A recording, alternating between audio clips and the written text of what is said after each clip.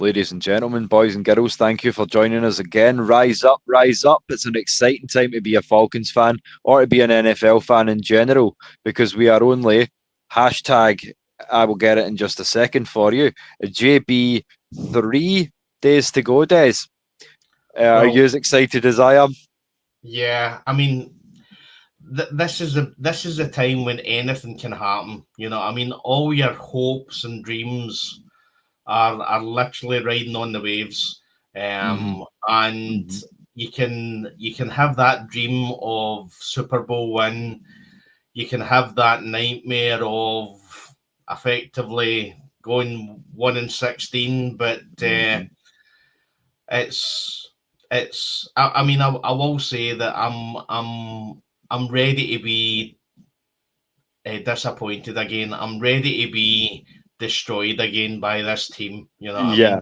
mean? As I say, I know we both have a bit of a penchant for the wrestling as well. So I seen this meme and I thought it was particularly good. So I thought I'll share this right now as well. Um, having a great oh, hold on, I'll pull the tag off. Having a great Sunday morning, the Atlanta Falcons. Absolutely, that is absolutely. that is absolutely what it's like. Um, but as I say, as diehard fans, that's what we're here for. We love it. So, as I say, episode 20 now as well. So, but our first milestone. It's Didn't even see it coming. flew past, mate. Flew past. And effectively every single show we done wasn't on game day because obviously in a couple of hours we've got the Eagles against the Cowboys. I'm pretty sure I know who you're rooting for in that one. To be honest, I hate Philly, so I'm that's one of the few teams that I would say I'm rooting for Dallas. So Yeah, that might be a surprise, but yeah, I hope the Cowboys punch them in the mouth. Um, but without Micah Parsons, that's going to be hard to do. yeah, Um, but there you go. It's always good to kick off with the Super Bowl champions, so I will be catching the highlights of that probably tomorrow lunchtime. Um, but it should be a decent game. It yeah, should be a good game. yeah. 20 past 1 it starts in our time. So I mean, I've got a business to run, so that's not going to be. I can maybe do it once or twice or a few times with the Atlanta Falcons, but Mm-hmm. for every game, it's impossible. Absolutely impossible. So I'm sorry, Miss Christie. I do want the Cowpies to win this one game. Yeah. Generally speaking, I hate their guts.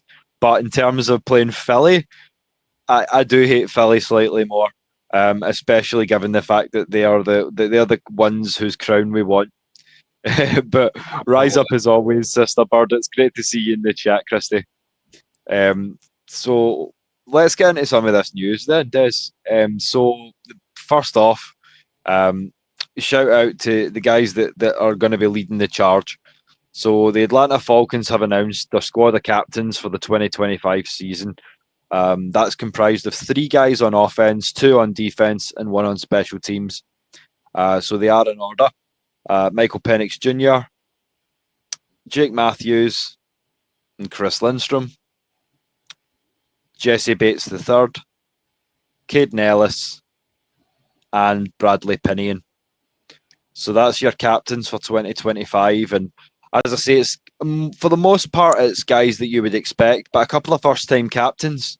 Not one a first-time captain as a Falcon and one a first-time captain all around, but generally speaking, a great bunch of guys. Wouldn't you agree, Des? absolutely. I think the only surprise probably was Bradley Pinion, but when you see how potential that Koo might not actually make it out the season as Mm-hmm. the kicker, then obviously he makes sense.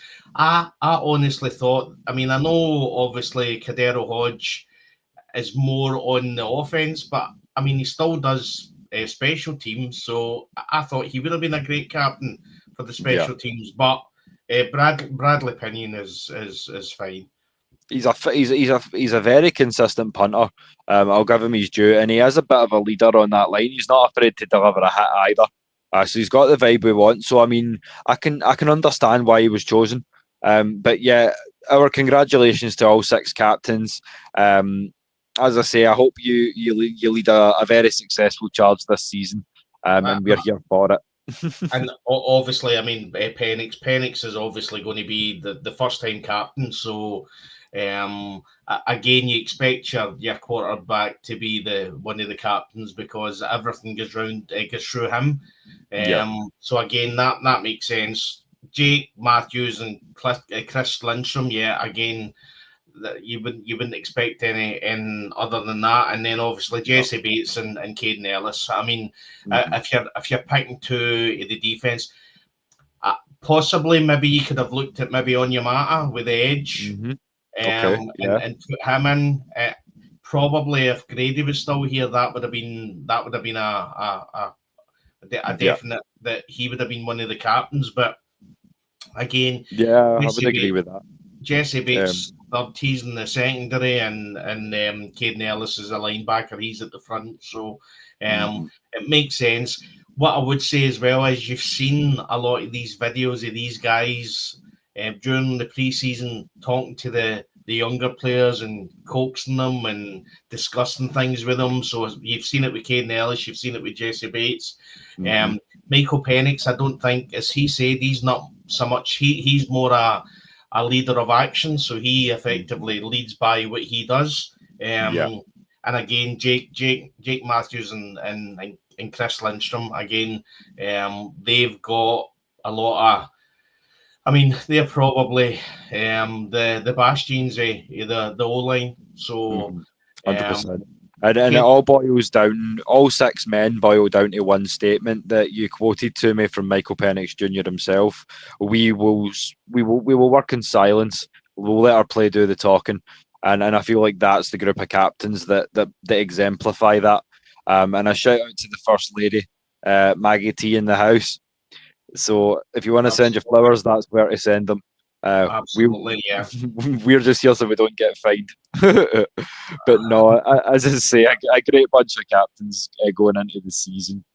But yeah, and as I say, we've got some injury news as we always do. Can never be a Falcon season without someone getting hurt. But for the most part, the injury news is looking pretty good. So first off, let's start with the first rounder. So Jalen Walker, you'll be glad to know, is likely to play per head coach Morris. So you will get to see those nice double ones again. How you feel about that, as I say, after Julio's career and whether or not it should have been retired. Yeah, that's maybe a conversation we can have on another show. And we're prepared because it may get quite heated. We know how some of the Julio fans get. So, but yeah, as I say, Jalen's fit and ready to go. Or pretty much there. So, how are you feeling about that, Des? Ready to unleash the beast? Yeah. Well, let's discuss what you've just said. This, I think, from my point of view, you should never retire a jersey until we win a Super Bowl. Simple as that. You know, I mean, we've had legends that have played for this club, absolute legends, but not one of them has tasted the success that we want, which is a Super Bowl. You know what I mean? I'll tell you that now, if Michael Penix Jr. takes us to a Super Bowl win, then retire the number 9, absolutely. Okay. You know what I mean? But from the way I look at it is, listen, Julio Jones was an absolute beast. I mean, a monster. I mean, what he done, some of the plays he done was out of this world. And again, if anybody can find me a better catch than the one he done in the Super Bowl, then please, you can message me at hashtag Scottish Falcon on X. But I think it'll be silent because it's the best catch I've ever seen. It's got to be up there, definitely. And Christy agrees too. If you want to retire a number, then you're talking Super Bowl. And keep the red and blacks coming. Shout out to Tony in the chat as well. Shout out to Miss Sonia as well. Always showing love. And who was that as well? Smooth C as well. He had a good question. What did we think of the MPGA press conference? It sounds like he's locked in. Yeah, we were just quoting him there. as I say, I caught clips of it. I think Des, you watched the full thing, but as I say, the vibe is he's ready to go. He's chomping at the bit, as we would say in Scotland. He's excited and he's raring to just lead this offense now. I feel like he's had his little taste last season and now he's good to go. So how do you feel having watched the presser? Yeah, I mean, you look back at Desmond Ridder coming out and saying that he wasn't leaving Atlanta until he'd won a Super Bowl, but we all knew. I mean, he was a third round pick. That was delusional. Yeah. But Michael Penix has just got this aura about him. I mean, honestly, I'm sorry, but you're not looking at some of the, like Caleb Williams. You're not looking at Caleb Williams in a press conference and thinking this boy. I mean, he's got that. He's when you talk about somebody's got it, but you don't understand and you don't know why. It's just literally they're oozing that aura, they're oozing that confidence. Now, if that's what he's like in the locker room, and then you see things with the fight and the everything, when I think we all know it, I think somebody shouted Michael Penis at him when they were doing the scrimmage with Tennessee. And he then just went for the guy. It wasn't taking any nonsense. It was. I mean, he's got that aura, and the thing that I will say is that this preseason and the preseasons we've had with the 5,000 people a day at training camp, I keep on saying, listen, we love Jesse Bates III, but they weren't here to watch Jesse Bates III. They were all here to watch Michael Penix Jr. And this guy, he's got it. And if anything comes from this season, it's that he is what we hope he is. You know what I mean? And this was one thing that I would say can be a drawback if you use it too much. It can be seen as ego, but if you're a franchise quarterback and you have charisma, I think that's a whole different thing. I mean, you look at the Patrick Mahomeses and you look at the Joe Burrows of the world. There's definitely something to be said for a guy who is the shit and knows he's the shit. So if somebody's going to come in here and act like that, I'm like, okay. Now, if you can back that up as well, then I'll be very happy.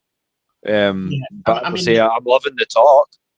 The best way to put it is there's champions are built different, right?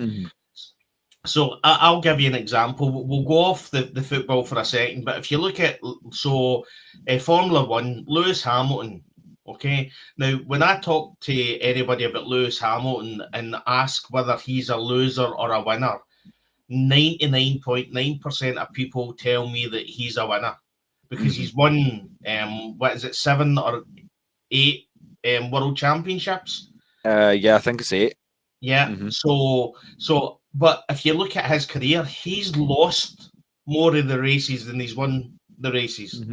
So effectively, he's lost more than he's won, but he's got that aura, he's got that confidence, just like what Michael Penix has got. They've got that confidence that they know that if there is a loss, they know that they've got enough there. They're confident enough in their ability that they're going to bounce back to the next one. That's what the Patrick Mahomes have got. Listen, if you look back at the year before when Kansas City won the Super Bowl, Patrick Mahomes wasn't playing he wasn't playing great. He wasn't playing MVP play, but he was playing enough, and he had the confidence enough that when he was going through his bad spells, that he'd done enough to get over the line. That's what we see in Michael Penix Jr.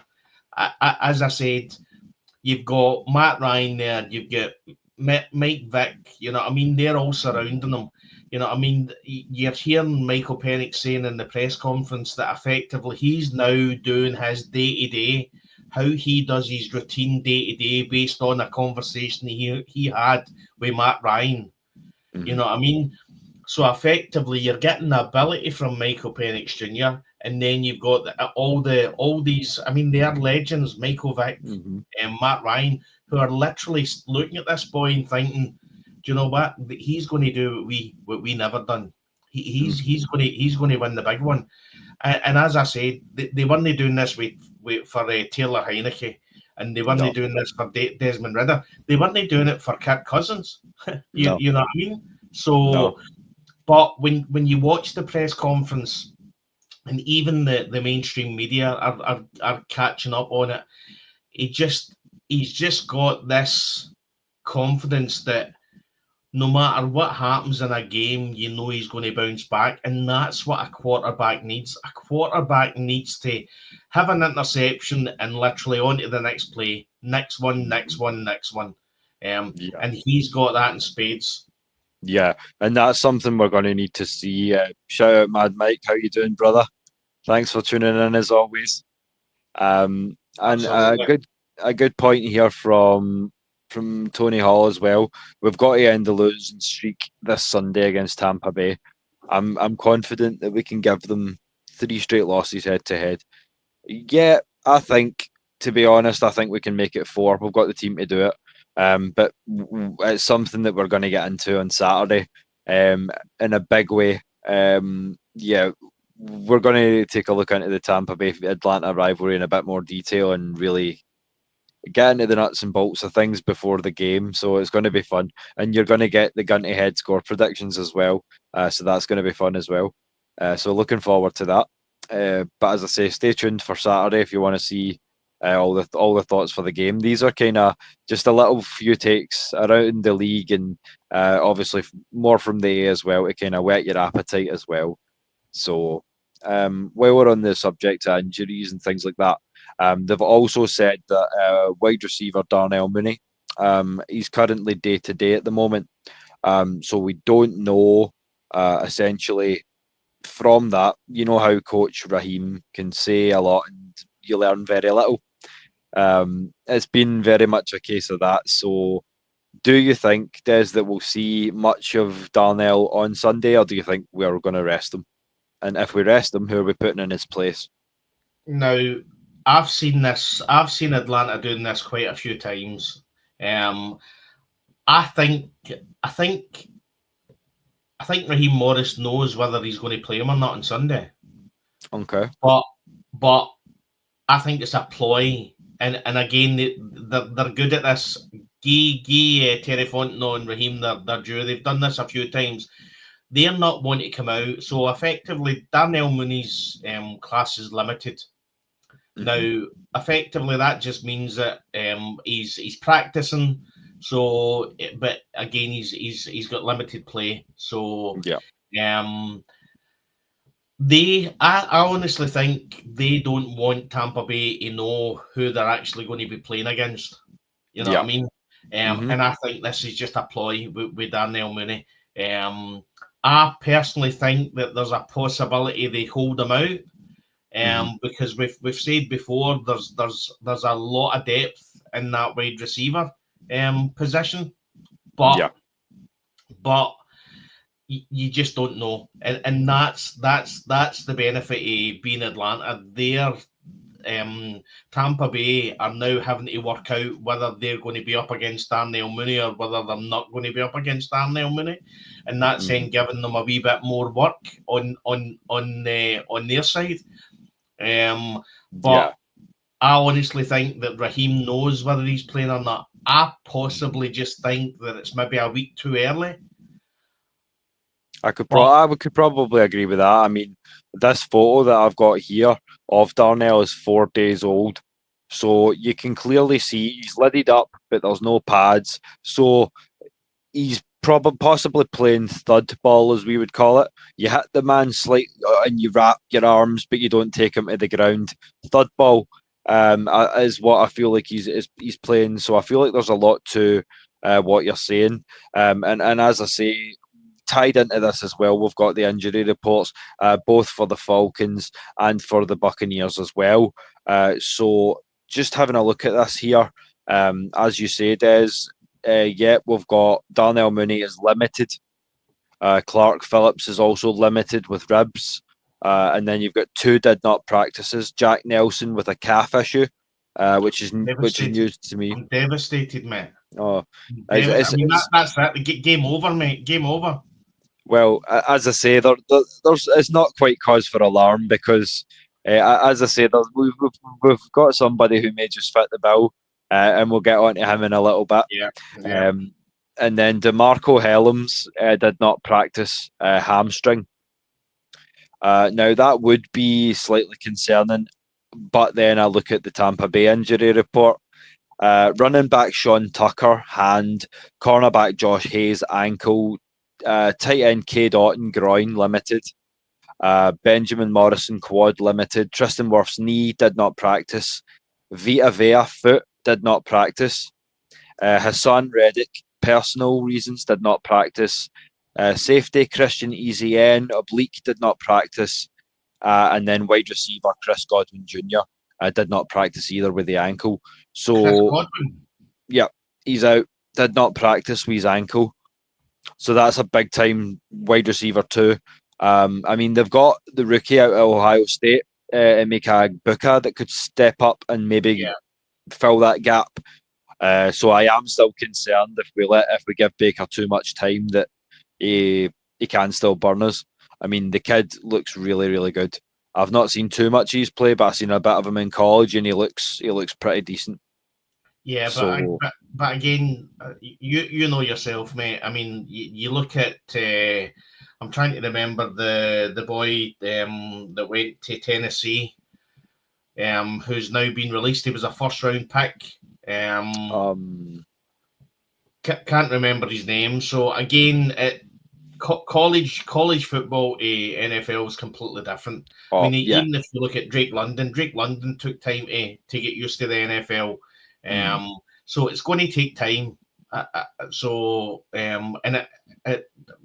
With Tampa Bay, it's a brand new coordinator as well. So, so effectively, you know what I mean. It can go any way, but I mean, we've effectively got 2 players that did not practice. They've got about 10 or 12 players. Yeah, you know what I mean. Yeah, and I mean from that list, that was a good 4 starters I had, possibly 5, because I know that they were saying that Antoine Winfield Jr. isn't 100% either. He's day to day the same way that Mooney is. He's not on the list right now, but he's a name that you can kind of pencil in, if you will. So and again, that's somewhere we can definitely exploit on Sunday. I mean, if Antoine Winfield is even 90%, we can still utilize some of that speed from these guys that we've got on the outside. I feel like, but I just feel like, as I say, going into the game, I don't know if it's necessarily important that we see Darnell Mooney. I feel like, as you say, the wide receiver group is fantastic this year. And then even going down to the practice squad, which, I mean, the practice squad was finalised over the last couple of days, and we'll get into that in a little bit. But the wide receiver group is stacked. So, I mean, next man up, whether it be Ray McLeod, we've seen him make some really nice catches in camp. Whether it be Chris Blair, Nick Nash. As I say, I'm not opposed to them keeping Mooney out, but as I say, there could be something to what you're saying, Des, too, and that it could be a mirage to fool Tampa Bay. And again, Tampa Bay might be doing that as well with their team. You know what I mean? So again, you just don't know. It's all bluff and bluster. So all we can go off is what we've got in black and white. Things are subject to change. As I said to you earlier on, you find out a wee bit more tomorrow when it's effectively the final injury report. You know what I mean? Because I think there's NFL rules. I need to look into it, but I think effectively if you haven't practiced all week, I think at that point you're not able to make the squad. I think there's some sort of rule, but we'll find out more tomorrow, and obviously we'll talk about it on Saturday. But Tristan Wirf is the main one. You know what I mean? He is out. And again, when you look at our injury, and you look at their injury, I said again in one of the last shows that it's effectively going to be down to who's the least injured with who wins this game. You know what I mean? But from my point of view, I think we've got a lot of young players.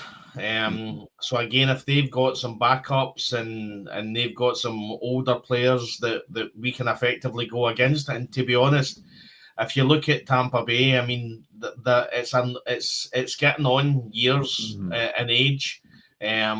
So effectively, yeah, I think it's going to be fascinating how the game's going. But as you say, it's always a dogfight.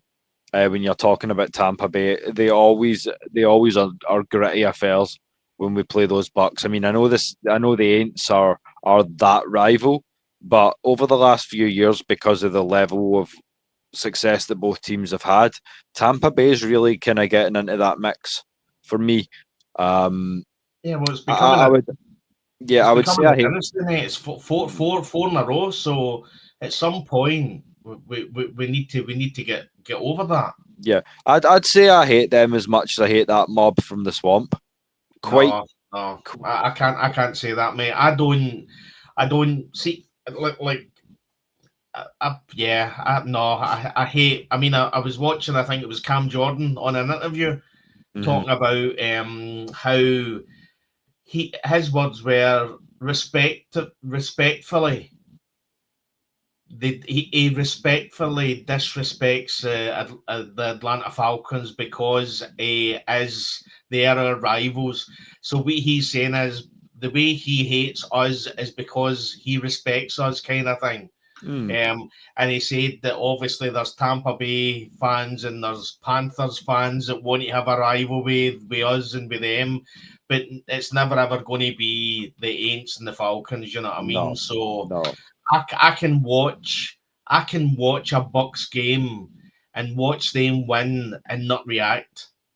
Okay. When I'm watching an Aints game, I mean, it could be against the devil and all these demons, and I'm cheering for the devil and the demons. I mean, there's no middle line here.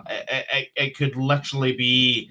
I mean, they could be playing the game for doomsday if the devil and the demons win this game. We're all gone, and I still ain't cheering for the Aints.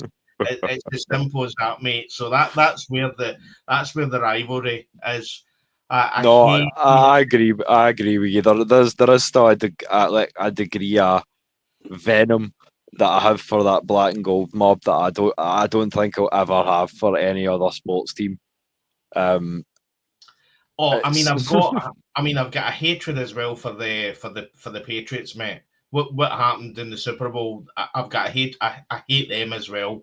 Yeah. So I hated Tampa Bay by proxy because of what they done with the Goat Man.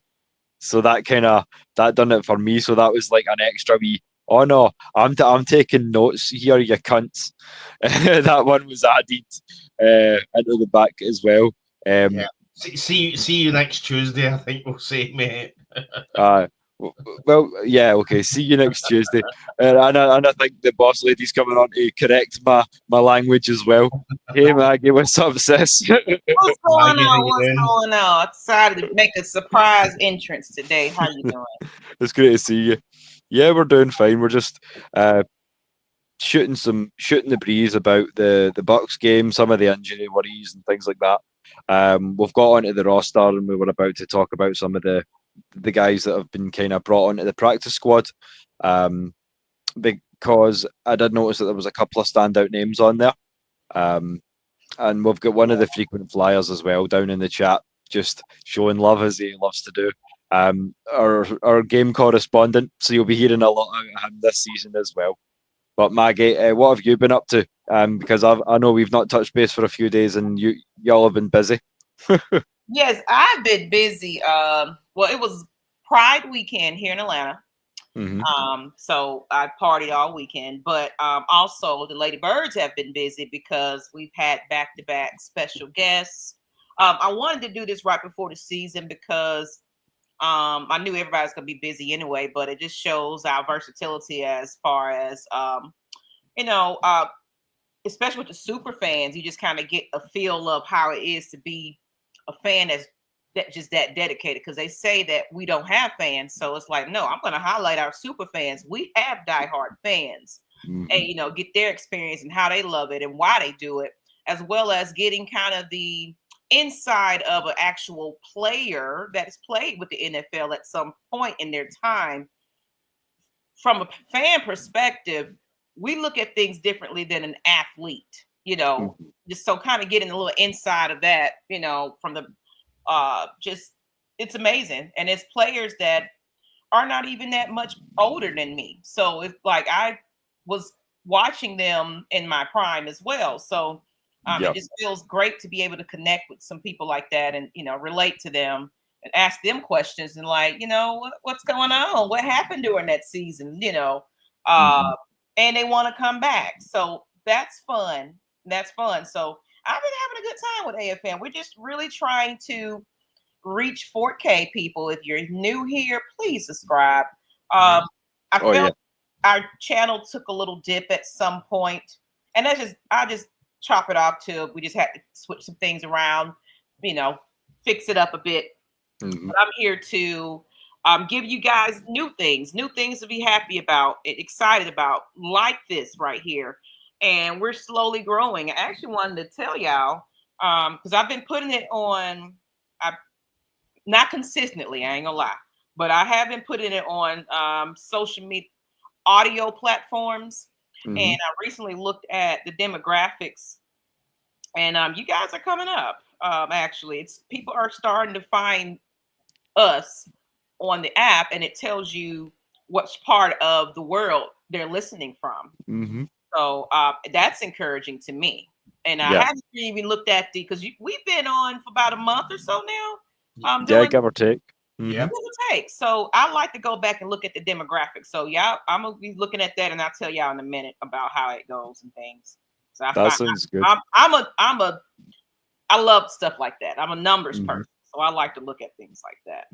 Yeah, I love all the X's and O's too. So that's quite good. And as I say, it's really been a labour of love because, as I know, before, well, as I say, Des, when I first messaged you, the thing was just kind of coming into fruition, but it's something that me and Maggie had been playing around with the idea of with for quite some time.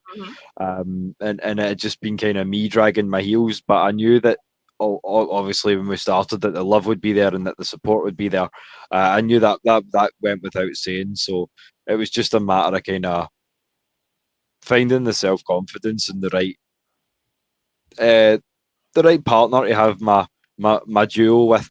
Because as I say, I think I had so just last season I had just come off a podcast where I had literally ripped into an Aints fan. So we were doing an NFC South panel. So it was the Panthers, Bucks, Aints, and me, and that was the podcast where I says to them that the Falcons were going to play in the Swamp twice this year, and he was like, "No, that will never happen. That will never happen." So I kind of ripped it a wee bit. So, and then just after that, I think you contacted me and said that somebody had said that I would be a great fit for the Falcons podcast. So. And then 20 episodes on, I know. And here we are. We're literally at the start of the season today, in literally a few hours. And again, it's just flew by. It did. We couldn't be more hype. It truly is a blessing to have y'all, and the hits keep coming. Another brother is joining us. You'll know him by now. Hey Cam, what's up, brother? Cam. Oh, pretty good. Just got off work. Ready to watch some football games with some real consequences to tonight. Cowboys Eagles. Yeah, man. It's gonna be a fun one to watch. But if you're watching them Cowboys, you're going to need some alcohol because that's not an entertaining watch. Yeah. I mean, but yeah, just as I say, like, oh, sorry, on you go, Des. while we're on, can we all have a laugh at Bill Belichick in Oh yeah. in North Carolina, and having a girlfriend that effectively doesn't hide the fact that she's a gold digger by trying to copyright the word gold digger. I heard about that. Yeah. I heard about that. Like, just wearing it on her forehead. I mean, so you're not hiding the fact you're a gold digger. So how does that make? I remember. Look, Belichick know what he got. I remember years ago that in the UK, Maggie, there was a magician called Paul Daniels, and he was with quite a beautiful younger woman called Debbie McGee. And she was on a chat show that was effectively done by a comedian who dressed up as an old woman. And because of that, she was allowed to get away with a lot of off-the-cuff remarks.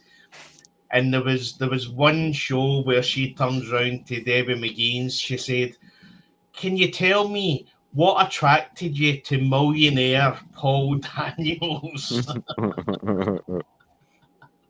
As in the money, you know what I mean? The fact he was a millionaire. Yeah. So, so as I say, listen, but not the first lady to be memed accordingly. I mean, we had the Anna Nicole Smith situation and things of that nature. So, I mean, but nah. We know exactly what she's doing there. That's and then coin gold digger because she knows she is. That's just. I mean, it's a badge of honor. A lot of things we can get real deep into this conversation. It's some people are embracing. Yep, I'm a cash cow. And you know what? At least you've got to like applaud the honesty. It's like okay, I've got to give you that.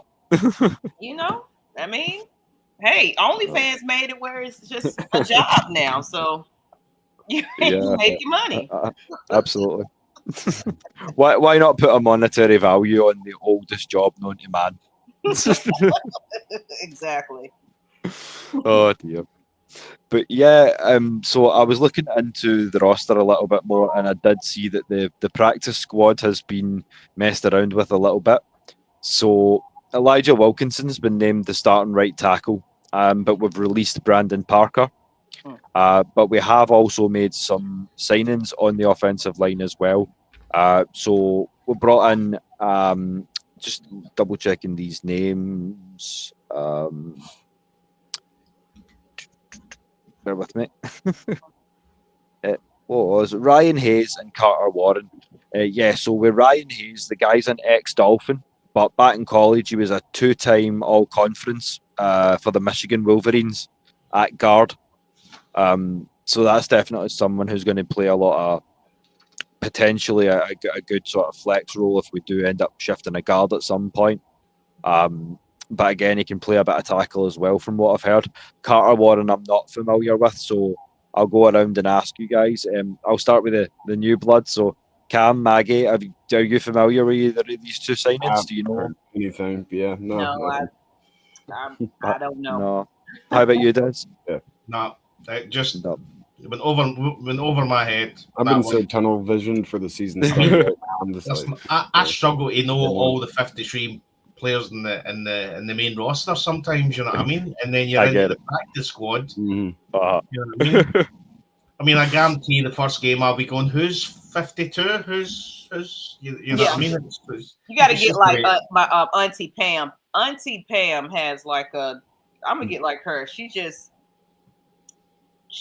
plug and play, like, what numbers is what. I seen her at the draft. I was like, girl, you got this down packed. I need this strategy. Yeah, I'll check who's on the roster about midway through the season, I think, that was the thing. I don't know if I ever sent them to you, Cam, but I know I sent them to Des and Maggie. Right. I have a full breakdown at the full 90-man roster. Obviously, you can cut that down to 53 now, but I had done it all in a spreadsheet because I was insanely hyper-focused.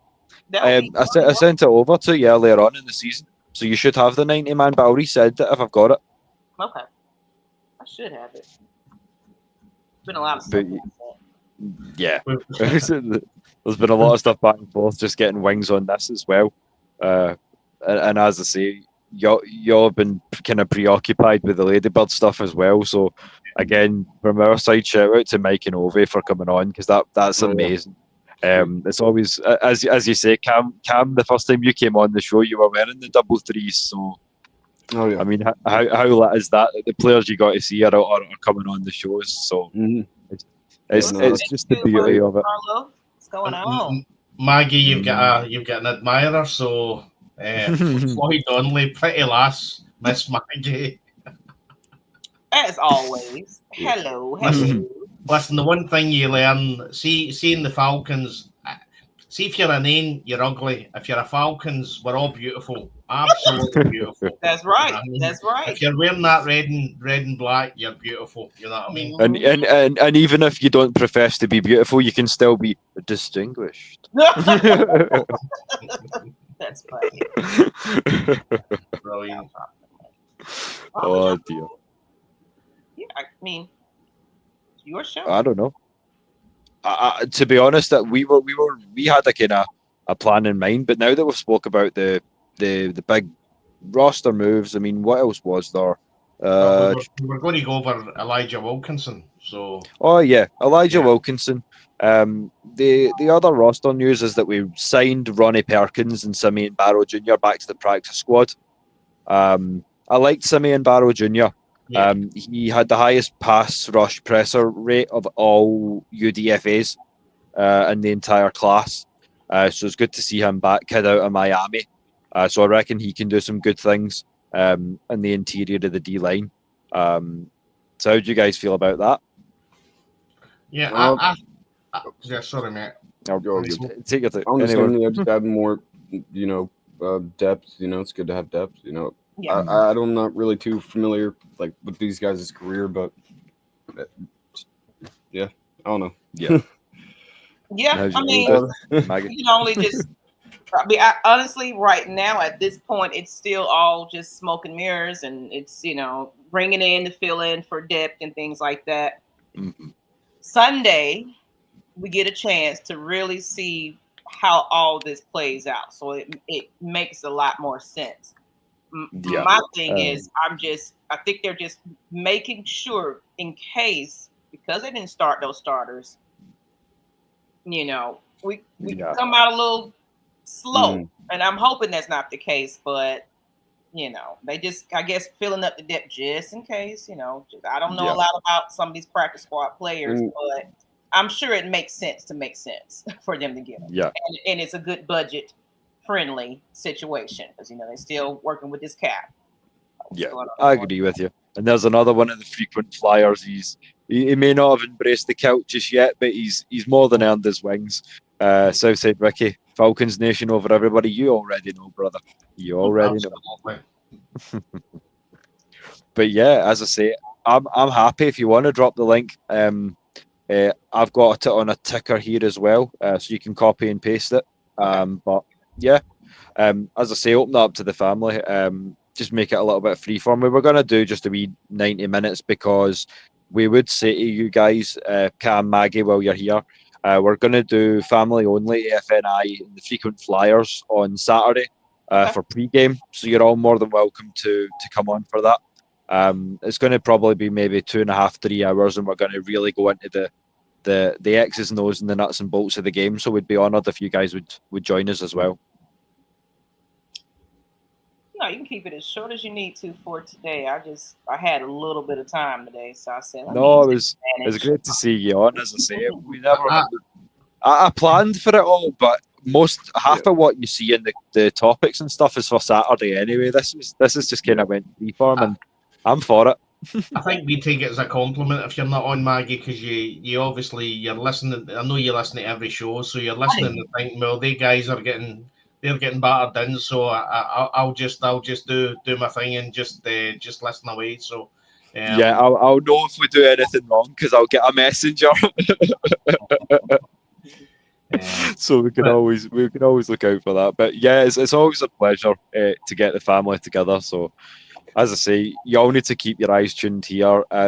Last I seen it was 71 subscribers, but we've not got as many of the fans populated over from the main channel. So if you're watching this, I wanted to talk about that in the background too. Oh yeah, please talk do. about it later. But because I was like, I would love to have that secondary channel, but maybe just still gear it towards just this channel and just grow that, and then we can branch off later. But of course, we'll talk about that in the background. But okay, yeah, no bother. As I say, we've got a few things lined up. So if you want this to just kind of function as a Scottish Falcons channel, then that's fine by me. As I say, you're an honoured guest and you're co-heading AFNI with me anyway, so we can touch base after the show and talk a little about that. And we got Big Will's coming on.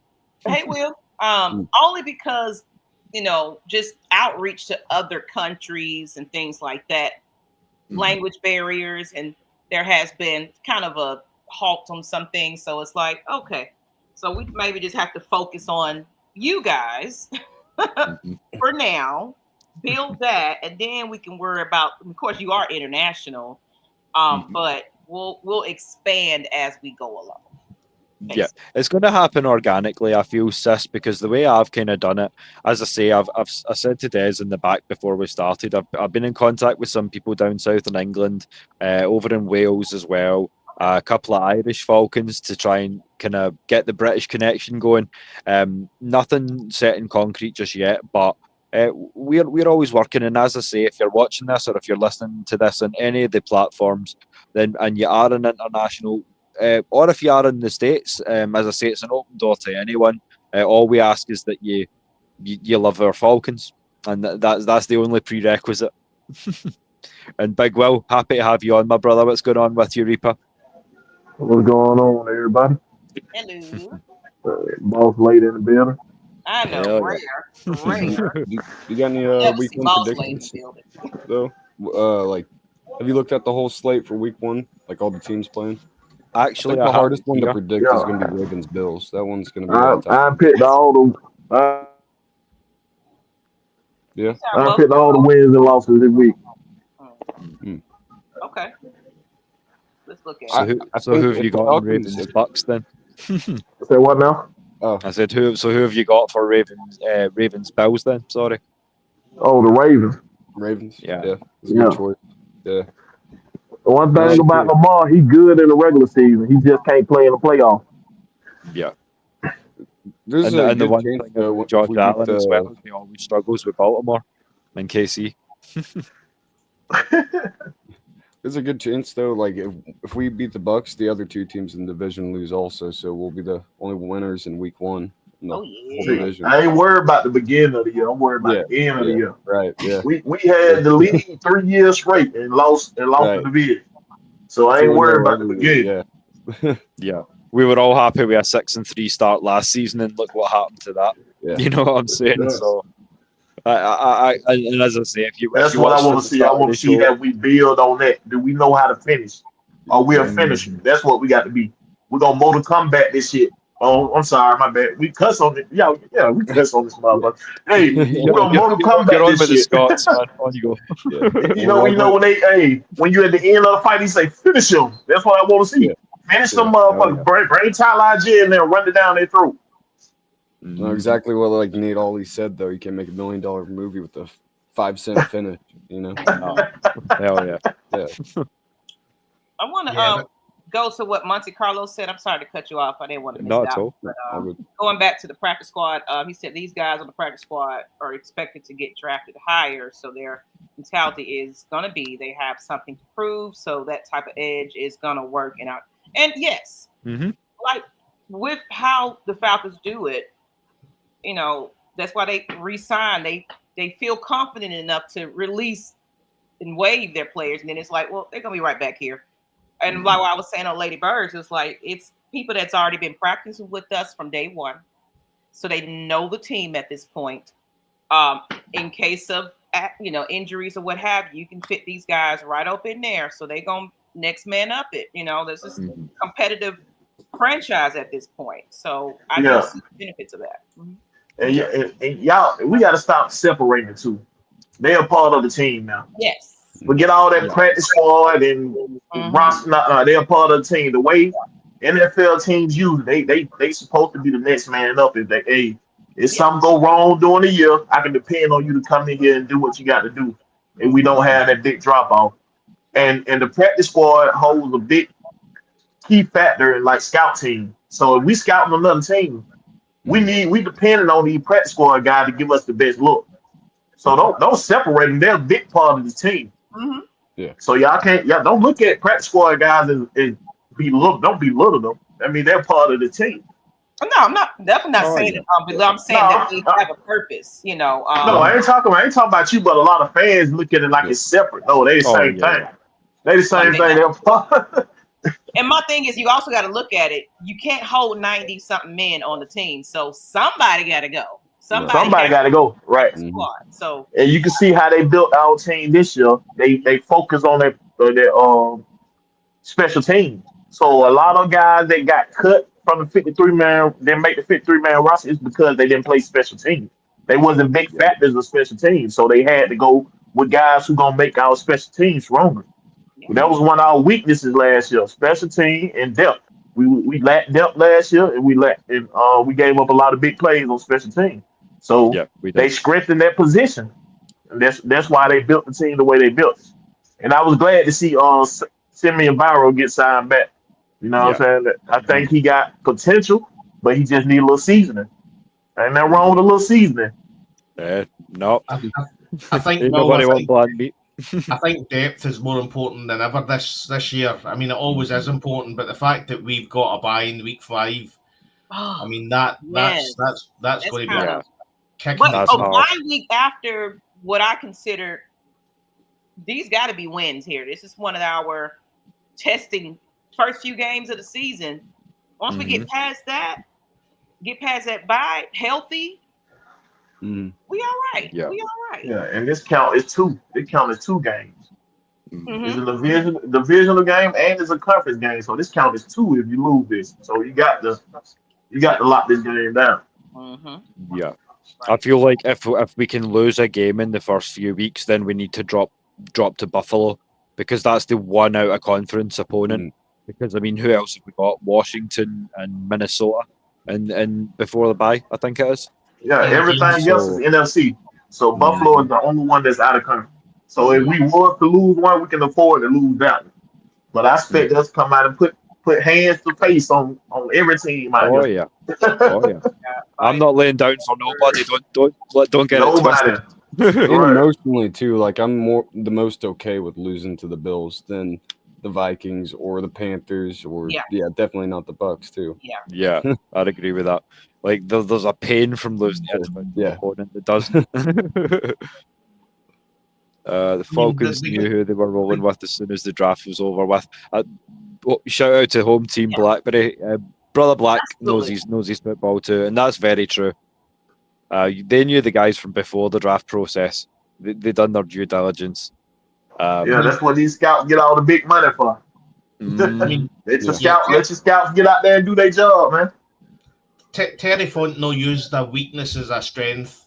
He used the fact that we only had 5 draft picks to use that as a strength when he was speaking to all these undrafted free agents, all the ones that effectively, like the Kobe Bryants and the Nick Nashes, and said, "This is a chance. We've only got 5 picks. If we had more picks, we'd have been bringing you in. We'd have been drafting you guys. So if the rest of the league doesn't agree that we think you should be on an NFL squad, then we'll take you in at the end of it as an undrafted free agent. And with us only having 5 picks, there's a better chance of you getting onto this squad."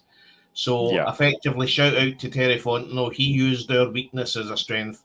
He certainly did. And I mean, we've said it before on the show a few times, but I feel like we have the best class of UDFAs. The best practice squad now, I would say, in the league. I've looked at some of the practice squads around the league, and some of them stack up not too badly, but I feel like name for name, in terms of versatility and what we can do if the wrong players should go down, you can't match that. I mean, I've said before, well, we can't have somebody that comes for the Canadian Football League and walks into our team. And again, shout out to D. Alford. He's done fantastic, but our team was so bad that somebody was able to walk into our team from the Canadian Football League.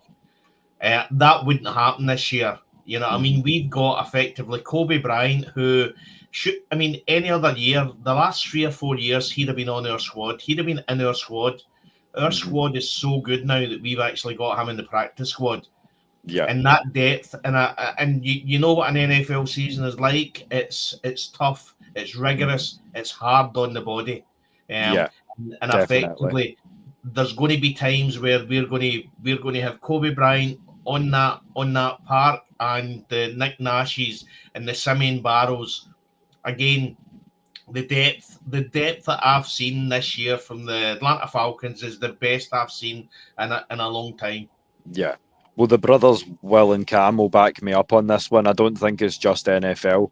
I feel like any level of football messes with the body.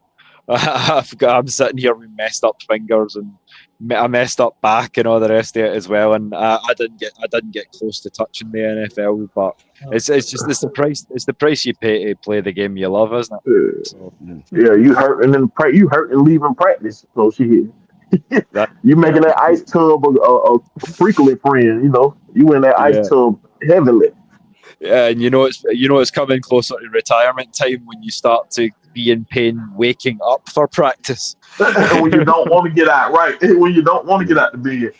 That's it. It's like, nah, I think I'm gonna just. You're looking at the pads and the helmet and just going, no, I can't do it today. Oh. But I wanted to single out this chat because Miss Christie's still throwing blows, especially not losing a game to the Panthers. Their ego over that season ending. Yeah, I would agree. You can't lose a game to Carolina. Definitely not. Or New Orleans for that matter, because they have absolutely nothing to offer us in terms of a threat this year. So if we lose a game in New Orleans, I don't even want to know. Like, I don't even want to know how I'm going to be on Warriors. Well, you got to chop it up. You got to chop it up to voodoo. We always losing the game to the Saints, and we always splitting with them. It's voodoo. They get that doll and start poking it before the game.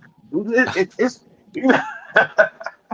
But as far as the Panthers though, man, like they just act like they didn't give up 38 points last year at the end of the game season, and they got the ball first. The only reason they won. Yeah. Both of our defense was trash. You know the difference between us and them, though? We got a new defensive coordinator. They still got the same fucking one who gave up 38. So, hey, man, I'm not worried about them Pampers. I ain't worried about them Pampers. I'm just throwing it out into the ether now. Like, if anyone does happen to own a Will the Thrill voodoo doll, leave that shit in peace. Please. just for the season. Did anybody see on Twitter somebody had done a cartoon and it was effectively the score of the last Panthers game against the Falcons, and it was this eviscerated cow, so a cow with literally no milk, and you see the boy walking over, he start milking it because the Panthers have been milking this score from last season. I mean, as if it's a Super Bowl win that they have to beat us. They have been milking it big time through this preseason. Oh, but that says a lot. That says a lot, though. Yeah, I go hear my son in the background, but we are the team to be intimidated by, though. You know what I'm saying? Like, they beating the Falcons, you know, that's a big deal for them. That's their Super Bowl, basically. But only because we started sucking at the end. So we pretty much, here you go. Yeah. Well, it's nice to be a measuring stick at the same time. Like, it's nice because there's not much to really. As I've got a frequent joke that I've got a few friends who support teams all over the league, and we were having a kind of roundtable laugh about it. And we were saying the only team who is arguably weaker than the NFC South as a division is the AFC South, because he's a Titans fan, and he's like, trust me, I trust and believe that I can preach to you on that one. You guys are bad and over your side of the South, but in the AFC South, it's even worse. And I'm like, nah, okay. There were a lot of fans. I just got to There call. were a lot of fans mess up it. Oh, It's the NFL. Everybody good. You come in and thinking this team can't beat you. That's when you get beat. You got to come in ready to mud stomp everybody you play against. Because you come in giving them that hope and opportunity. You see what happened when the Panthers felt like they had some hope. They stuck with us. It was a shootout the whole game because our defense mailed it in. It was a shootout the whole game, man. It shouldn't have been no shootout. We should have stopped them boys, but they was there. Like if you come in thinking that a team can't beat you, it'll beat you every time. This the NFL. Everybody good. Your talent ain't go out. It's all about your scheme up here. College, you go out talent folks. Up here is your scheme, your game planning. That's what's gonna get you up here. Yeah, it's like it's almost like MMA. You see them talking down to certain opponents and leaving their chin out there, and it's like, yeah, that's a good way to get cold cocked and knocked the fuck out. It's like you don't underestimate these boys. I mean, it's still an NFL franchise at the end of the day. So I get what you're saying. Well, I mean, what we forget is this is the 1%. Anybody that's on an NFL field is the 1% of all the college football players. Yes, I mean, sir. Hundreds of thousands of college football players, they get to the NFL, and then you're having to fight to get actually into a squad and not get cut. And again, Casey Washington, I think, I don't know if any have seen the new Atlanta Falcons on the Rise video. Not yet. Casey Washington now, he's effectively talking through the preseason, and he's talking about how he doesn't know whether he's going to be on this team or whether they're going to cut him, and he's effectively saying, I mean, you imagine you go to your job and you've actually came from another place that you're the best of the best in your college football team, and then you go to another workplace and you're at a point every day you're wondering whether this is the day that they're sacking you, they're going to get rid of you. I mean, that's effectively the life of 90% of the NFL players. You know what I mean? So you've then to work through all that because you're fighting with your head because you're thinking about this constantly, and then you have to then go out there and play well and do well. You know what I mean? So he was talking about how there's a possibility he could get cut, and I mean, obviously he made the roster, and I think it's going to be a good season for Casey Washington. But you need to, as Maggie said earlier, when you meet some of the players and they talk about how the game is to them opposed to the fans, it's a different scenario because we're thinking about how the team's going to do and how the team's going to play well, whereas some of the players are thinking about, am I going to be here next week? Am I going to get a shot next week? Am I going to get any snaps next week? So and as you say, Des, like, I have an advantage having played football. Anybody that will have that advantage that has played at any level, but at the same time, look at Kirk Cousins. He's came into the Atlanta scheme last year and didn't really have a clue what he was doing with all the motions and audibles and things of this nature. So the NFL level of football is so nuanced that it only gets you so far, so to speak. The plays that we are watching, it's literally where combat meets chess. That's what's so beautiful about football for me. And again, that's how I'm excited for Michael Penix Jr. because you see them all talking, and I've said before, that man can read a play in milliseconds because he knows straight away when a play's dead and when a play's went bad. In college, he was known for not getting sacked because he effectively and again, I seen another video recently, and they were talking about how in one of the games last year, he went to his fifth progression. So he effectively picked his fifth pass and threw that. And I can't remember if it was Baldy or the one of the media guys, but effectively he said there's some veteran QBs in the league that can't do that. So when you're hearing all this, that's what I'm excited for. It's not the actual way he plays. It's the way he thinks that gets me excited. And that's one thing I wanted to ask you guys, Maggie. I mean, you've seen him in person throwing the football at camp. How did he look? Was the release as quick as people were saying it? Was he getting that ball out fast? It was. I saw, and what it was doing is the receivers was loving it. You know, it was like a competition. Like, let me see who can grab the ball like this, because at some time they'll have it where they're near us. So, you know, we're cheering and whoa, like it's a game, and they're like, okay, you know, they're looking back at me. Let me show out. So it was definitely a sight to see them getting comfortable with him. But I guess the fans reacting to those catches. So it was like, you can tell everybody was like, okay, let me step my game up. And then, of course, Kyle Pitts dropped a couple of them. We was like, Kyle, what's going on? So all of that made them like, okay, I really got to be on it. But I loved it to see that that was happening. So, yeah, it was definitely that at training camp to see how quick he was. It was amazing. I would have sat there the whole time and watched that whole thing. Like, if it wasn't hot out there. Yeah, you got some nice That's what makes me comfortable. That's what makes me comfortable about him. He's with his preparation. Y'all will hear me saying all the time when you hear me talk. It's about when you survive in this NFL league, it's about your preparation. I don't care. We're seeing rookies come in here and succeed all the time because they were well prepared. It's about how are you willing to prepare when you get up there. Because ain't nobody holding your hand like this. You know, so you got to come up here and prepare. See, that's the difference that makes you from being that's how Jaden Daniels was able to play good last year. That's how Bo Nix was able to play good last year. They was prepared.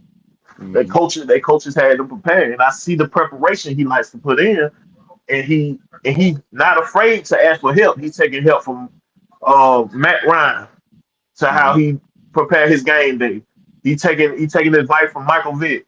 You know what I'm saying? He's willing, and he's not naive to know that his legs are power for him. So, like, I can use my legs when everything else breaks down, but not as a number one source, but as a number two. You see what I'm saying? If everything else breaks down, I can take off.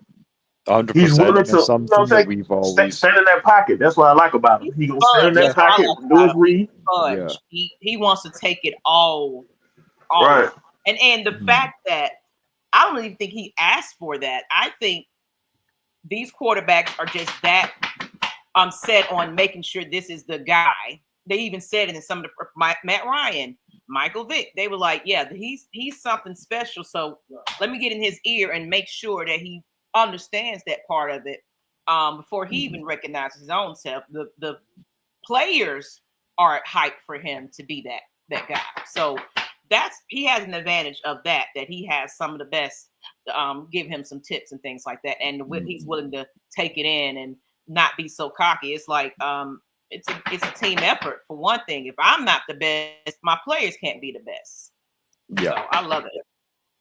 Yeah, I love the attitude, and as I say, when you talk about preparation, that's something that we really should bring it back in the form of a hashtag. It's one that Des always says, and it's fail to prepare to fail, and it's one I've always loved. But it's kind of summed up well this season, because I feel like Michael Penix has done more than enough preparation on and off the field. He's gotten them out running in the dunes with them and all the rest of it. So, I mean, he's put in the hard reps. Football's always never that complicated. No. And again, I was really easy. Coaches, that's the famous saying, coaches always make it tougher than what it's supposed to be. Like, that's the difference between like when Obert came in here with his defense. Absolutely. He simplified it, but it's not simple to the offense. It might be simplified for the defense to understand, but it look very complicated when the offense is looking at it. You know what I'm saying? That's the difference. And Auntie Pound, at this point, Auntie Pound, they got to start bringing that air conditioning out there for y'all. That sideline air conditioning that they use for the player. You had that out there for y'all. You read my mind, Will, because that's exactly what I was going to say. Again, I've always had a sales background, and we used to have a saying, it was KISS, so keep it simple, stupid. And effectively, as you said, Jeff Ulbricht's come in. This defense was too complicated. It was a mess last year, and he simplified everything. And he's effectively said that And again, the thing that excites me about Jeff Ulbrich is he knows he watches the way a player plays, and he knows the best position for that player. And that's what excites me. And to be honest, it could be Santa Claus as long as it's no Jimmy Lake. Everything's going to be good. You know what I mean? Because last year was deplorable. And I like the defense. I mean, I like the coaches out there on the field with them, and tossing around and getting them hyped and pushing them up. Like he's youthful. He's involved. I'd love to see that. See, that's the thing right there. Like, you can't have too many calm coaches. You got to have some that got there getting your ass. See, that's the part. Raheem already a calm coach. So Jimmy Lake was the same calmness. You wouldn't be getting your ass tight. So you need somebody to get up in there like, hey, man, you got to do this right. Get your ass in there. Get off my field tight. We got to talk to him. We had this growing up. This is what we heard. I mean, this new society now, they scared to talk. Man, you get millions of dollars. You get your ass out here on the field and play. But you gotta have. Go ahead.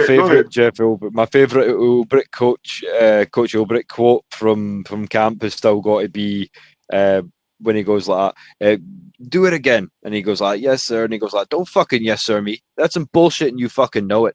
And I was like, oh, okay. Yeah,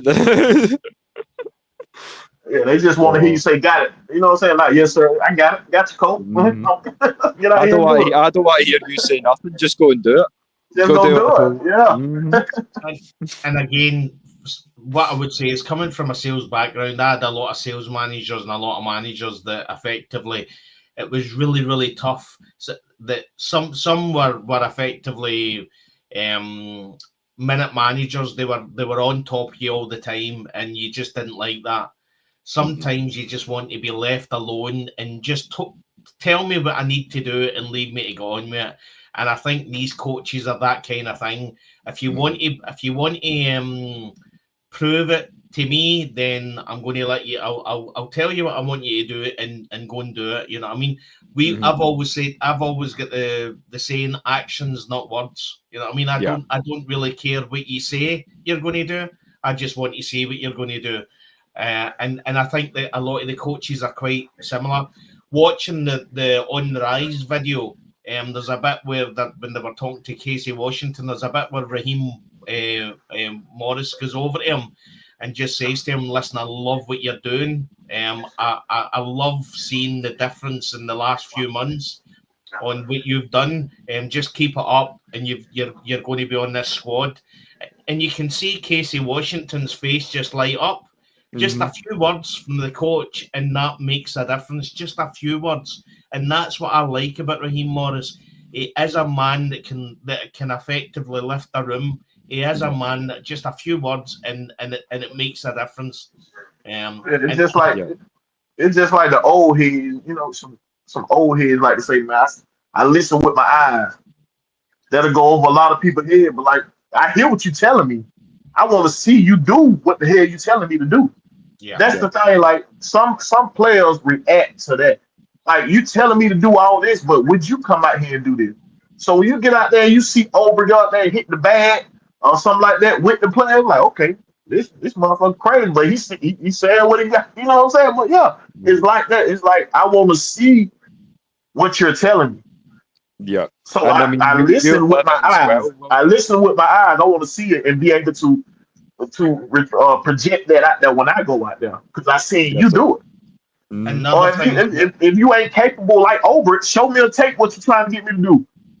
Explain to what you're trying. Show me what you're doing. You know what I'm saying?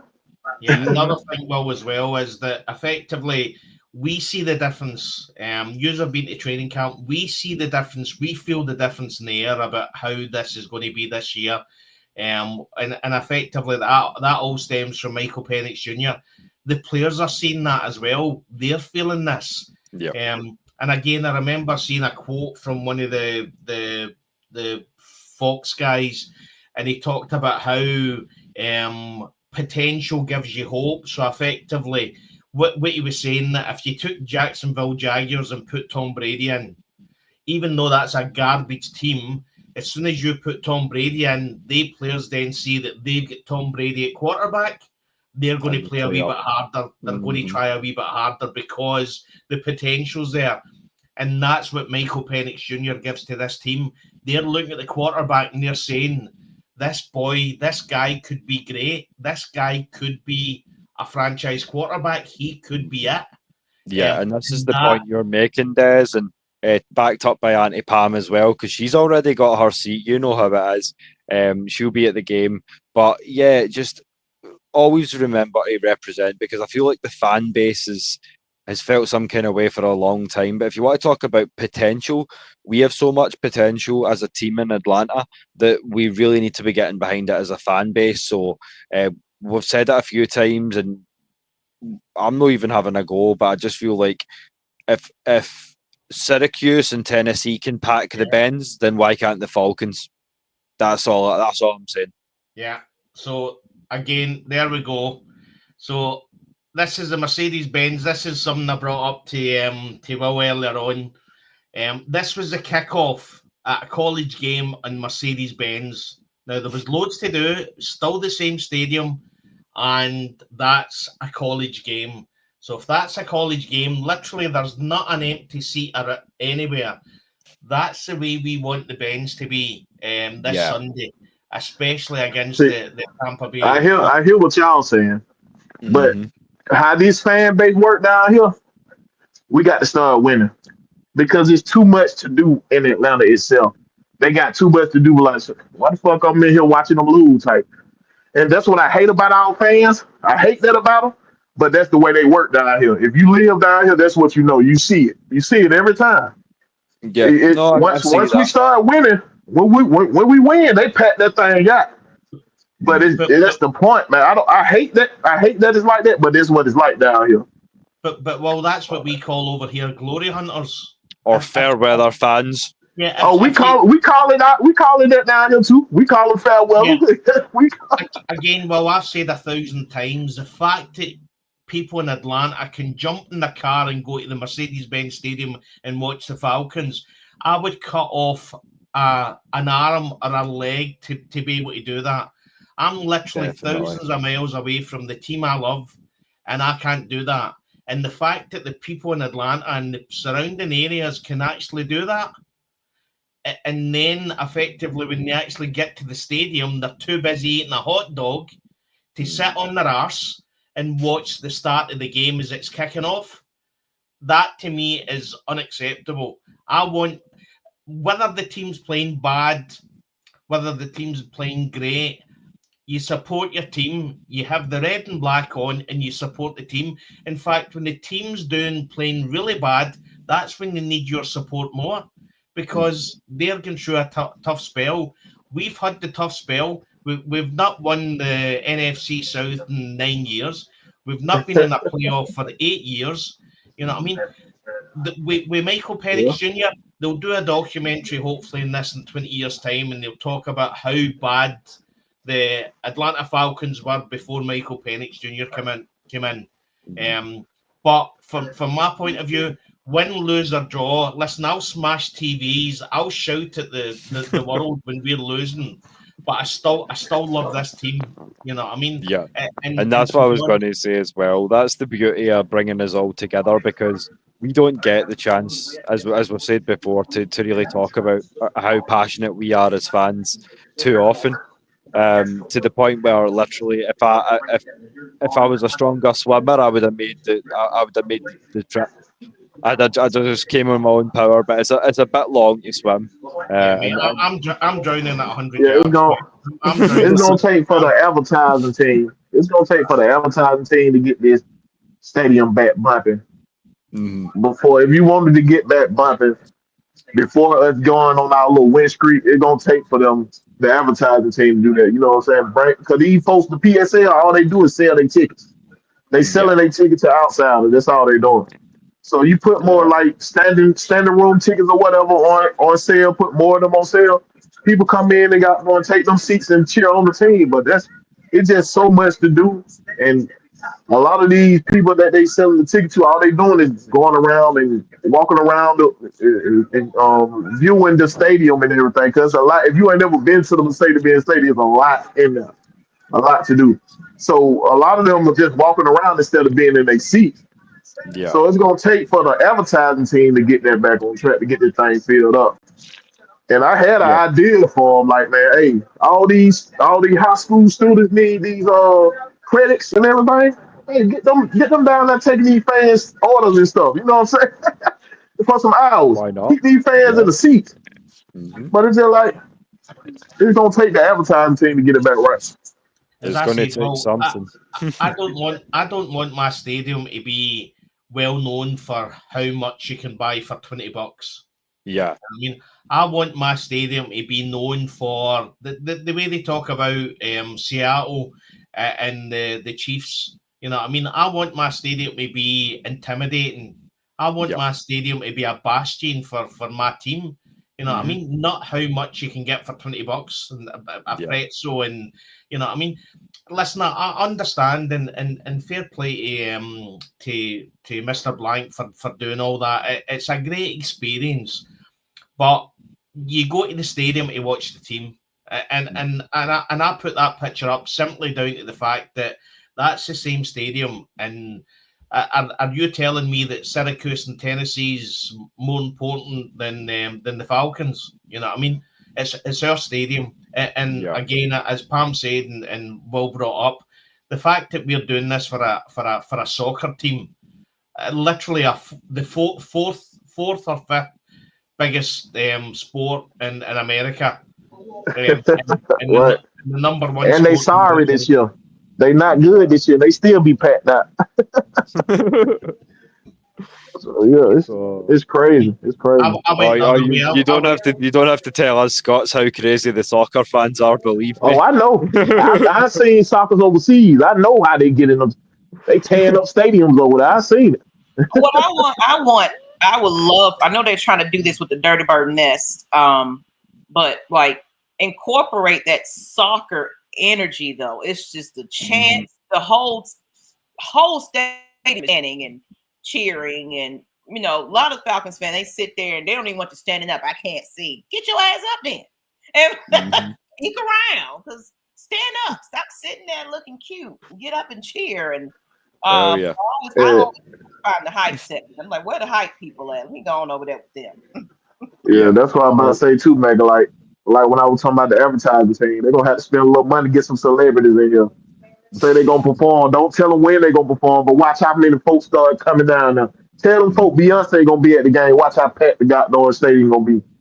It's crazy. You got to do that, but that's Atlanta, man. Some reason we the party town, so everybody want to go to a party. So if you bringing these celebrities in here and say, hey, we got such and such gonna perform today. Watch how they gonna come and pack the house up. Or like the Atlanta Braves, what they do is bobblehead night, and the first people in the door get towels, or they actually do a car flags today at wherever the location is. Come there and do car flags. Like, why don't you do it at the stadium itself? And people like got to show up as soon as the door. Because they advertise the team better now. Like, why you think the Braves got so many fans all over the goddamn world? The advertising team is A1 for Atlanta Braves. We sorry this year, but they still be, they still be talking about the Braves like we just going to the playoffs or something. We sorry to them. But I'm just saying I've got a good one. Why? So the team you support, you come and you actually get to see the team you support. that's what just you do. like, you know what I mean? Right.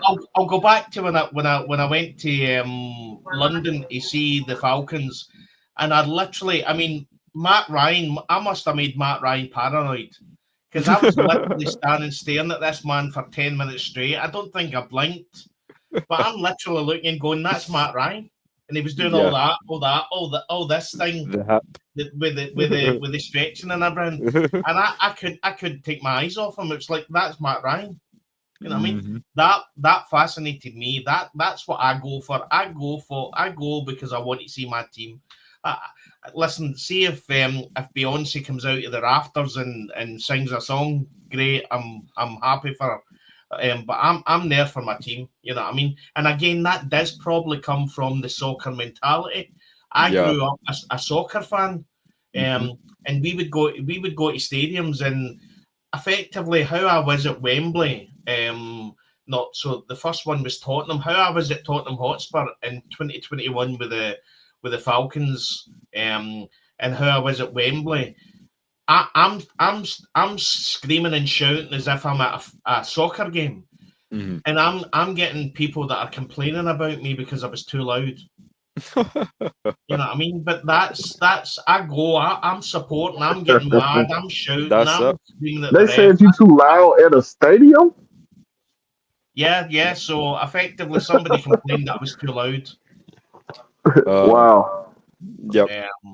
Because I was I was too loud, but it was the Jacksonville Jaguars game. It's the game, Will, that was remembered that Nickelodeon had done the wee for crying out loud! The wee cartoons. I mean, they were god awful.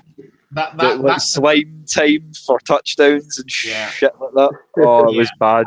It was kind of cool watching it on TV though. They had two different channels, so if you wanted to watch the regular one, you can watch that, or if you want to watch the Nickelodeon version. So I probably leave the regular channel just to see what they doing on Nickelodeon version. They had them like little cartoons running out. I'm like, oh, come on, man.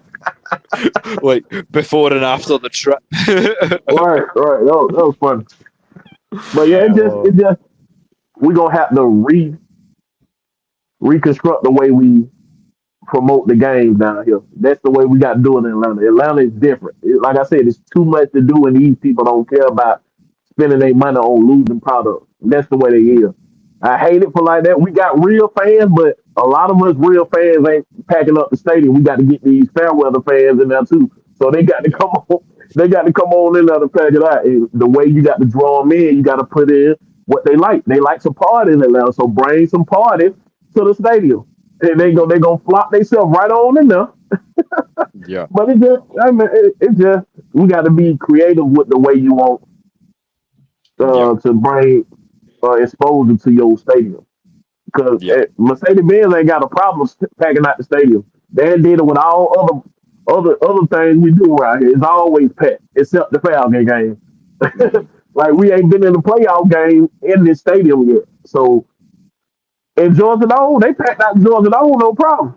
We ain't did nothing in the stadium yet. So it's just like we just got to give them something to come to the stadium for. Then once they get here, we got to make them stay. We got to give them something to, that's all it is. Well, and we just got to be Junior and Ricky Morris are doing a bit for selling as well. When you're saying things like, we just need to find a way to win this game, and that means by whatever it takes. It's like, okay, that's the kind of things that's going to put asses in seats. And the same way the kind of things that Mike Penix has been saying as well. I feel like the narrative's shifted a lot. So hopefully when the regular season starts, obviously on Sunday for us, we're going to see the Bens packed to the nines because we can't state enough how imperative it is. As I say, the diehards who can't make it have to live vicariously through y'all. So take us there with you in spirit. And we're not just talking about the Scotch whiskey that you're drinking at the tailgate. Players you haven't seen play yet, I think that, and of course, Michael Penix, to see him starting, actually. I was just about to say that too. Yeah. And you got Jalen Walker and quite a few people that we want to see. So I feel at least game one and a rivalry game is always packed. Because game one gonna be packed. Yeah.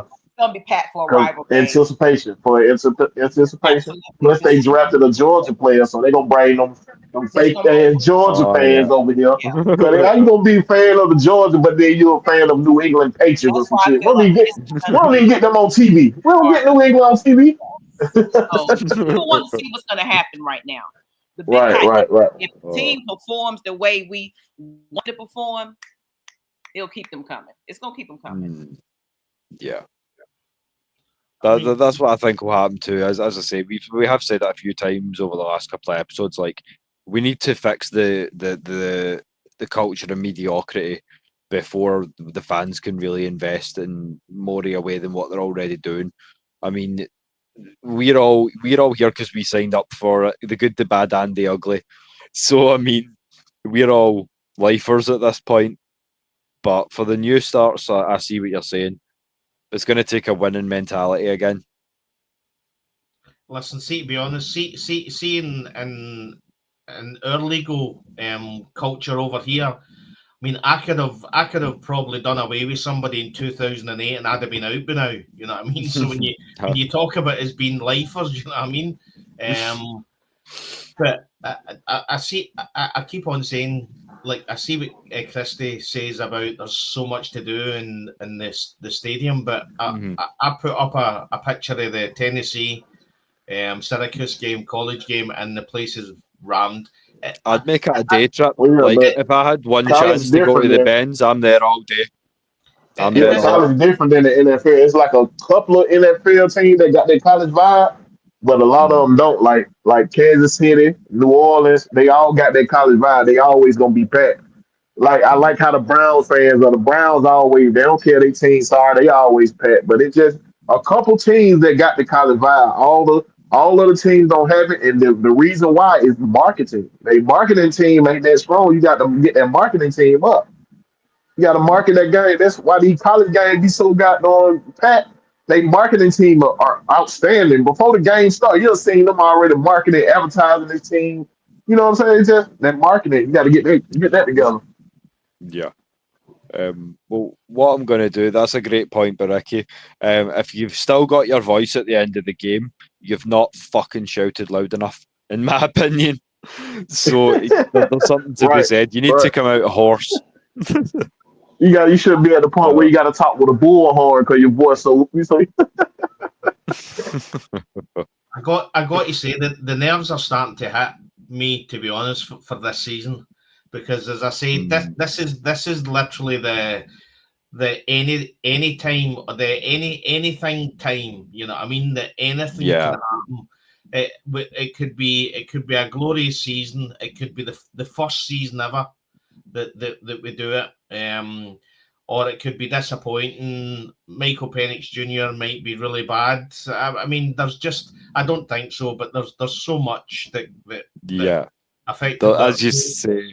As you say, there's 1,000 ways the season could go, but it all boils down to Sunday. So, as I say, I do have one more visual that I was going to pop up before the Q&A. So, if I can find it again, where is it? Yep. So, this is what we're going into for Saturday. So, y'all down in the chat, please join us for that. It's going to be 3:30 Eastern, 12:30 Arizona time, 8:30 in the UK. And essentially what that's going to be is the full AFNI family. So you'll see me and Des. I hope Maggie will be able to make it. Big Will, if you've got some time on Saturday, you're more than welcome. If you want to start being a bit more regular coming on with us, it's been a thrill to have you on. Some great y'all know how to drop y'all know how to drop the link in the chat, right? Yeah, I think we did it earlier. That's how you got it. Yeah, so if y'all drop it out, I'm good at, like, if I'm at work or something and I'm free, if I see a link there, I'm gonna pop up in there. I come on there, you know what I'm saying? So if y'all drop that link and I got time, I'll be up in there. That's my Sounds slogan. good, brother. I'll get you in the AFNI chat then, and we can take it from there, because that's where I usually drop the links for these. But as I say, episode 20 and the family does nothing but grow. So if you've got any more questions before we wind it down, guys, in the chat, just let us know. But until then, as I say, just continue to show love, support all the guys in the panel, because we are doing a lot of work to bring this for you. I think, you're on mute, Maggie? Are you supposed to be? I'm multitasking. I'm working. Oh, sorry. Sorry. Probably typing on my work computer, but I'm on this computer like, oh, wait. Okay. No, you're all good. My ship is almost over though, so no, I'm good. No, you're all good. Right, cool. So as I say, we were just kind of getting to the Q&A section, so I'll bring up that nice wee visual, because I love to pat myself on the back. Des will tell you that. He hears me in the back as well, so I'm always blowing my own trumpet. I'm a good producer and I know it, so just throw it. I will say this when the boss lady's on. You've been fantastic producing everything, Will. You know what I mean? So thank you ever so much. You said the boss lady kept him in line. As she always does, brother. You know it too. Oh, how many pass breakups does Billy Bowman have on Sunday? From Southside Ricky. Interesting question. I'm going to say 2 or 3. The real question is how many tip drills Billy Bowman gonna put up there. That's what I want to see. I want to see tip drill. Put it up in the air. Let somebody come intercept. Yeah. I think I also want to see him just knock someone's head off. Like first drive, set the tone. We're gonna leave that to Helms. We're gonna bring that 3 safety. Oh, now you're talking. I think the thing that excites me is that Baker Mayfield tends to sometimes get a bit wild when he's put under a lot of pressure, and I'm ready for that. I mean, again, as I say, that the team could be anything at this point, but I mean, you look at the pass rush, you look at James Pierce Jr. and what he's done pre-season. I mean, literally. I mean, that guy is fighting with the world. Yeah. I mean, if I ever come to Atlanta, I'm not asking him for his autograph because he'll just probably knock me out because he's fighting with the world. But you see what he's done. You see like all the optimism that effectively has came this preseason. But you know what it's like as a Falcons fan. Everything that you're expecting, it's the opposite. The offense is going to be fantastic. It could be bad, and the defense might be fantastic. It just literally, the Falcons fans live in an upside down world. What we expect, we think is going to happen, never ever. It turns out that way. The best laid plans are mice and men. It's just one of those things when you're an Atlanta Falcons fan. How many people does Helms? To add to the defense, I feel if we've seen how the defense, second, third teams was swarming around that field game 1 of preseason, I'm hoping that's an indicator of what to expect for this defense moving forward with the starters and everything else. Just like, I hope so. You getting sacked. Trust and believe that ball is coming back to us. Yeah. You know, you're not gonna be comfortable. You're not gonna be comfortable back there. Yeah, right. Hey, Dan said we living in the Stranger Things. You know that TV show Stranger Things? They the upside down. Yeah. I think a shot from Helms will put you in the upside down. Yeah, what's up, brother Wolf? I think I was speaking with you last night. If it's the same, Wolf, that was a good conversation. Yeah, that's him. Yeah. Well, it's good to see you. He's first time on the AFN International channel, so it's great. It's great to have you on with the family, my brother. But yeah, as I say, as Maggie was saying about defense, all we need from a defense is average. That's all we need. We just need average. The offense that we're going to have should be good enough that an average defense will work with us. You know what I mean? But as I said earlier, I mean, it could be upside down. We might have a fantastic defense this year. You just don't know.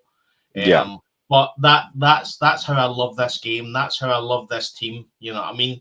It's all the promises, all the hopes. I done this last year. I done it the year before, and the year before. Even with Arthur Smith, we were winning the Super Bowl. And in my mind, we were winning the Super Bowl with Arthur Smith and his offense. You know what I mean? This team can be anything that they want to be, and I hope they want to be champions.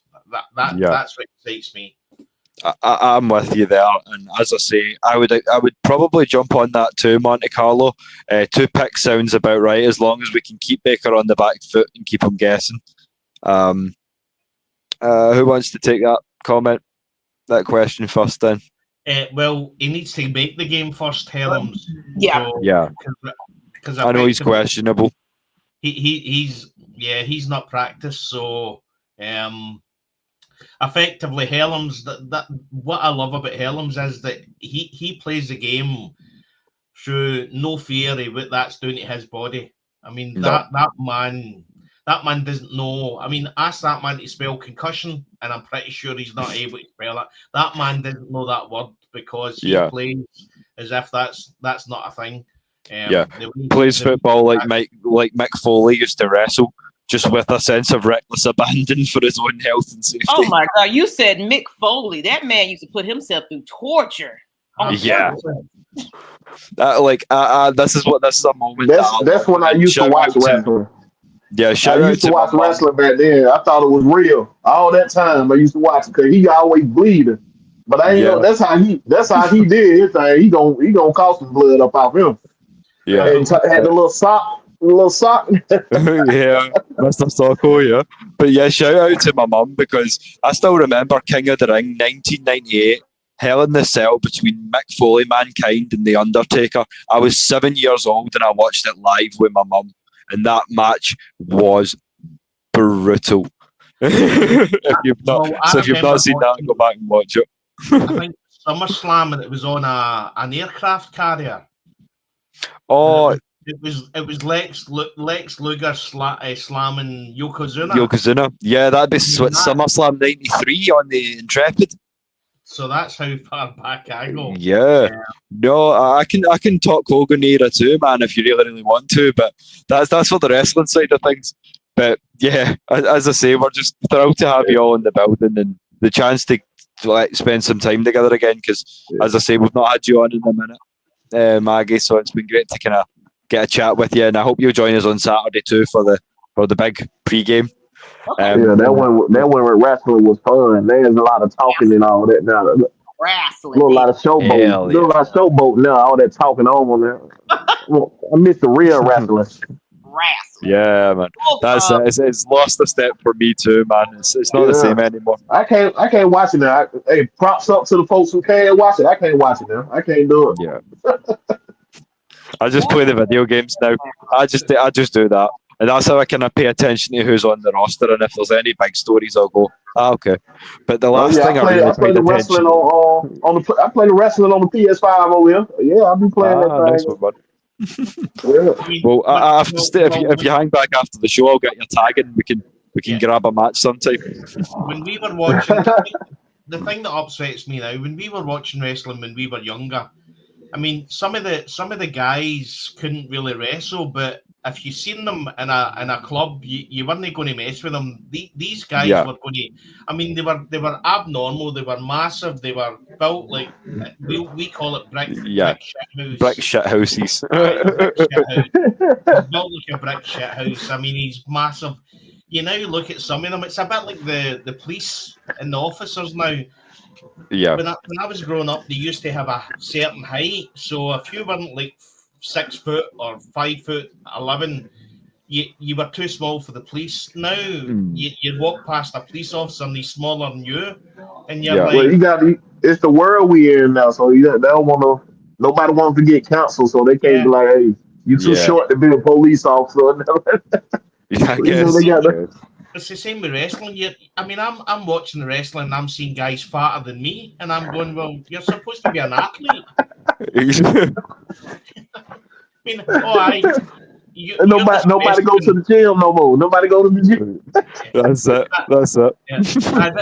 I've got a fat personality. This is my personality. I'm not actually really fat. I'm just pretending I'm a fat guy. You know That's it. I'm skinny. Identify as a chunky guy. So you skinny fat. It's what you envision for yourself that counts. That's all. But guys, we're going to go around and get your final thoughts. So, where can the people get at you? Hey, man. Like I say, it's going to be important to see what Zach Robinson's game plan is this year. That's what I'm looking forward to seeing. How does he handle this young quarterback? Is you gonna try to use him how you did Kirk Cousins and put it all on him, or are you gonna use this all-star backfield that you got back there to set up the punches? Then let Michael Penix be the haymaker. You know what I mean? Boxing, they don't come out there throwing hooks and all that off the rip. They hit him with a jab. All that, and then come with the haymaker. Let Penix be your finalizer. You know what I'm saying? Your finishing move. Use that backfield back here And I just want to see the defense just stay after it, just attack. Like y'all been saying all season, just attack. Rotate them guys out and attack. Have that boy moving. So I'm just waiting to see that. Ricky's out here just straight up making up words now. Oh dear. Well, you know what they say. If you want to help a rookie quarterback, you run the ball. Exactly. And we've got two of the best. In fact, I think Nate Carter. I mean, I never ever thought I'd say this. We haven't Bijan and Tyler, but I'm really excited to see what Nate Carter can do. Yeah, he ain't gonna see the backfield like that. You'll see him on special teams, but he's not gonna see the backfield like that. I wouldn't mind I wouldn't mind giving him a shake though, because I mean I've been calling the backfield the Hydra, 3-headed monster, and each one brings something different. So it's a nice position. They had trouble giving Tyler the ball that much last year. They ain't gonna. But yeah, like, man, y'all just find me at Wheel of Georgia Repo on everything, man. You know, catch me Wednesday nights on everything Atlanta Sport. And man, make sure y'all like, share, and subscribe to my YouTube page if y'all ain't did so already. Got to get them subscriber back up, and whatever AFN got going on, if I got time, I'm up in there. Y'all already know. Well, we appreciate you as always, Will, and as I say, it's good to have you officially signed up now as one of the international frequent flyers. So, as I say, you'll have seen Will around about the AFN product for a long time, but we're just giving them one more outlet because we just love to talk birds, and we know you do too, brother. So thanks again for joining us. Oh, no problem, man. I'm already been an agent. I'm like 007. I was just waiting to be activated. You know what I'm saying? So y'all. Yeah, that's it. We've got sleeper cells in places where you don't even know there are places. That's how deep AFN goes. Yeah.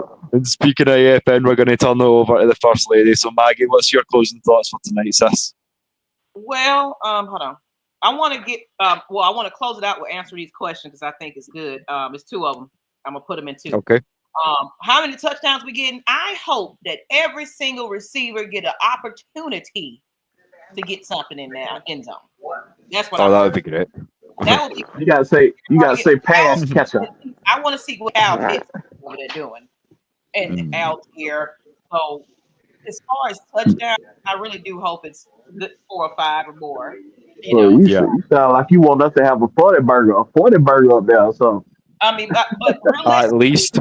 As far as score prediction, I still feel like it's still going to be a close game because it's just how the rival game's going. So I look at it like 27, 24 or something like that, where a field goal calls it or some sort, hopefully cool is on point. And that's typically how it goes, just off of history, to be realistic with that. But as far as how many touchdowns, I really do hope that everybody just gets in the end zone. Whenever we get into the red zone, we know what the hell we doing and get it, do what we need to do at that point. That's been our kryptonite.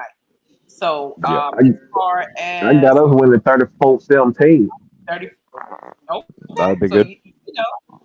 I think I had somewhere about 32-21. I had. How many? Because I really think we got the missing piece. The only reason Baker Mayfield was able to make them plays last year was because he was escaping sacks. They was letting them get outside the pocket. Now I think we got guys that can contain that pocket. Absolutely. And that's gonna cut all that scoring down. You see what I'm saying? So I think we really got the difference makers out here. And that's what I'm holding my hat on. I hope so. And plus I started the Falcons on my fantasy team, so I need them to do good. I need the defense to do good now. So and then Ricky said was how many scuffles I'm sure being against a rival team is gonna be a little pushing and shoving.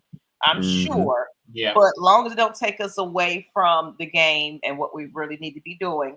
And as far as how to find me, I'm all on all social media platforms: Instagram, TikTok, X, Facebook, YouTube, I'm on there too. You know, I got my own little channel. I don't know what I'm doing with it yet, but everybody know where to find you at, boss lady. They know you. They don't know nobody else. They know you. Or you can type in Atlanta Falcons Nation. You'll see my head over there. Like, there I go. There you go. So that's how you find me. No, Please you're thrilled to just subscribe to the channel, though.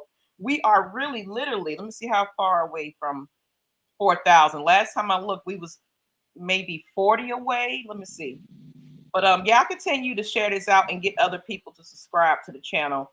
Because we should have been at 4K a long time ago, but I can say we did slip a little bit on this end as far as continuing the content. And I know we had a comfortable off season, but now it's time to step it up and really give it to everybody. So yes, ma'am. As far as where we're standing right now, we are looking at so 3,949 is where we at. So 51 away from 4,000. Yeah. So continue to smash the like and the share, the subscribe button, all that good stuff for all the AFN channels, because you will now see two. As I say, most of the guys have got solo channels as well. We're all on the socials, so you know how to find us. We ain't hard to find if you want to talk birds. Just search Atlanta Falcons Nation and you'll find us all around the building somewhere. Des, your closing thoughts, brother? Well, I'm going to say that's a great shout. I've not actually seen Baker Mayfield's presser, so he said they're watching for where Leonard Floyd lines up, and I'll be honest. I said in one of our shows that I'm really excited to see what Leonard Floyd does this year. Mm-hmm. He's probably in our team. He's probably the number one pass rusher that we've got, and I mean, I think every season he's done at least. He's up there at 10. Mm-hmm. You know what I mean? At least 8 per season for the last 4 years. Well, the last man that done 8 was 2019, and that was Vic Beasley, and we sacked his ass and kicked him out the next year.